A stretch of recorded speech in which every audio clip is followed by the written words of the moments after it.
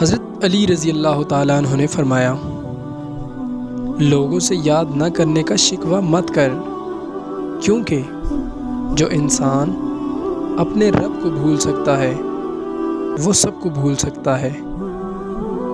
ساری دنیا کے سارے لوگ تجھے اپنے فائدے کے لیے چاہتے ہیں، صرف تیرا رب ہی ہے جو تجھے تیرے فائدے کے لیے چاہتا ہے۔ جس کو تم سے سچی محبت ہوگی وہ تم کو فضول اور ناجائز کاموں سے روکے گا۔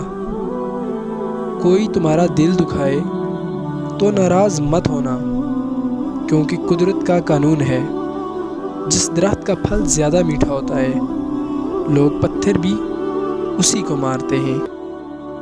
ہمیشہ اخلاق سے بات کرو، کیونکہ انسان سب سے زیادہ مصیبتیں اس کی زبان کی وجہ سے آتی ہیں۔ خدا سے مانگنا شجاعت ہے، اگر دے تو رحمت اور نہ دے تو حکمت۔ مخلوق سے مانگنا ذلت ہے، اگر دے تو احسان، اگر نہ دے تو شرمندگی۔ حضرت علی رضی اللہ تعالیٰ عنہ سے پوچھا گیا کہ کیسے پتہ چلے گا کون کتنا قیمتی ہے؟ فرمایا، جس میں جتنا زیادہ احساس ہوگا وہ اتنا ہی زیادہ قیمتی ہوگا۔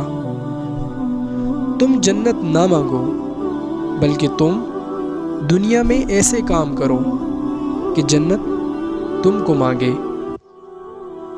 کسی کو تم دل سے چاہو اور وہ تمہیں ٹھکرا دے تو وہ اس کی بدقسمتی ہے، تمہاری نہیں۔ حضرت علی رضی اللہ تعالیٰ عنہ سے کسی نے سوال کیا کہ کس طرح پتہ چلے گا کہ انسان پہ آنے والی مصیبت سزا ہے یا آزمائش؟ آپ رضی اللہ تعالیٰ عنہ نے جواب دیا، جو مصیبت انسان کو اللہ سے دور کر دے وہ سزا ہے، اور جو اللہ کے نزدیک کر دے وہ آزمائش۔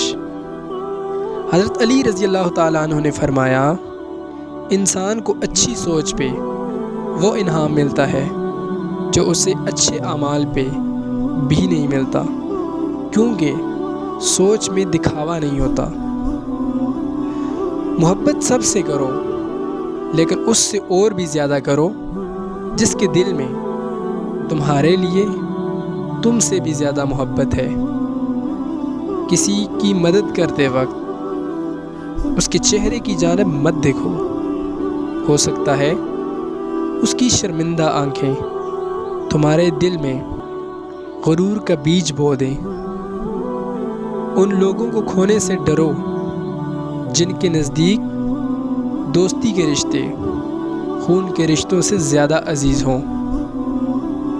اپنا سر اونچا رکھو کہ تم کسی سے نہیں ڈرتے، لیکن اپنی نگاہیں نیچی رکھو تاکہ پتہ چلے تم ایک باعزت گھرانے سے تعلق رکھتے ہو۔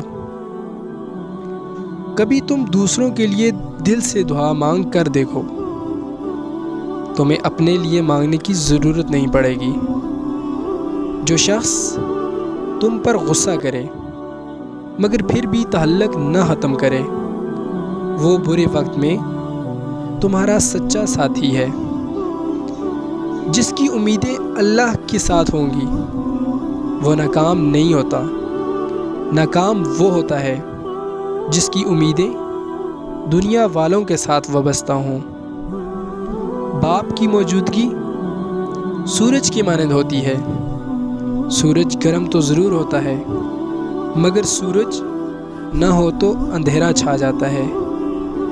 کسی کا ظرف دیکھنا ہو تو اسے عزت دو، فطرت دیکھنا ہو تو اسے آزادی دو، نیت دیکھنی ہو تو اسے قرض دو، حسرت دیکھنی ہو تو اس کے ساتھ کھانا کھاؤ، صبر دیکھنا ہو تو اس پر تنقید کر کے دیکھ لو، خلوص دیکھنا ہو تو اس سے مشورہ کر لو۔